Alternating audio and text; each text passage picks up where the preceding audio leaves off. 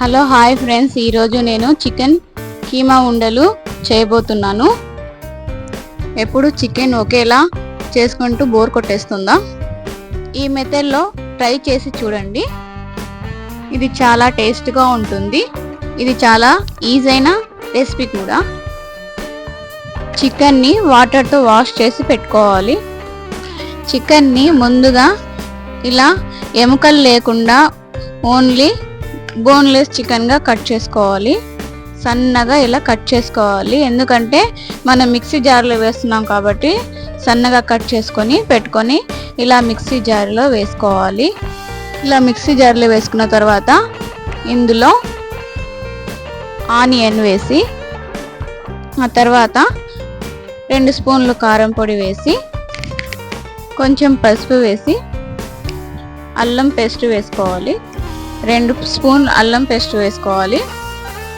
ఆ తర్వాత కొంచెం గరం మసాలా అనేది వేసుకోవాలి. నెక్స్ట్ చికెన్ మసాలాని కూడా వేసుకోవాలి. కొంచెం ఉప్పు వేసుకోవాలి, తగినంత ఉప్పు వేసుకోవాలి. ఆ తర్వాత కొంచెం కొత్తిమీర వేసుకోవాలి. ఇలా మొత్తం వేసుకున్న తర్వాత దీన్ని మిక్సీలో నూరు పెట్టుకోవాలి. ఇలా ఈ కన్సిస్టెన్సీలో నూరు పెట్టుకోవాలి. ఇలా నూరు పెట్టుకున్న తర్వాత దీన్ని ఒక బౌల్లో ట్రాన్స్ఫర్ చేసుకొని, నెక్స్ట్ ఈ చికెన్ని గోలా ఉండలుగా ముందుగా మనము రెడీ చేసుకొని పెట్టుకోవాలి. ముందుగా ఒక ప్లేట్ తీసుకొని చికెన్ ఉండల్ని ఫస్ట్గా కొంచెం ఆయిల్ తీసుకొని ఇలా నీట్గా ఉండలు చేసుకొని పెట్టుకోవాలి. చికెన్ని డైరెక్ట్గా మిక్స్ చేసుకొని డైరెక్ట్గా ఆయిల్లో వేసుకుంటే చికెన్ ఉండలు అనేది పగిలిపోతుంది.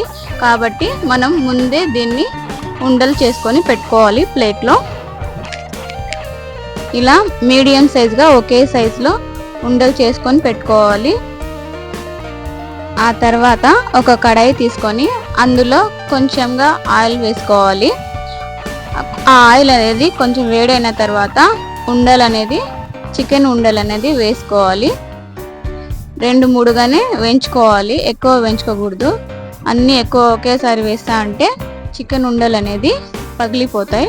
కాబట్టి మనం 5-4 అట్లా వేసుకొని చికెన్ ఉండల్ని ఫ్రై చేసుకోవాలి. ఇలా ఆయిల్లో నీట్గా ఫ్రై చేసుకోవాలి, ఎక్కువ కరిగించుకోకూడదు. ఫ్లేమ్ అనేది మీడియం సైజులో పెట్టుకొని ఇలా నీట్గా ఫ్రై చేసుకోవాలి. ఎందుకంటే నేను ఇలా తక్కువ ఆయిల్ వేసుకున్నాను. ఈ ఆయిల్ని వేడి చేసిన తర్వాత ఇలా చేసుకున్న తర్వాత ఆయిల్ ఫుల్గా వేస్ట్ అవుతుంది కాబట్టి కొంచెం ఆయిల్లోనే నేను ఫ్రై చేస్తున్నాను.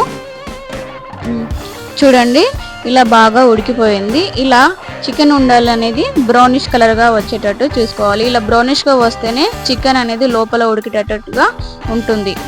ఆ తర్వాత దీన్ని ప్లేట్లో పక్కన తీసుకోవాలి.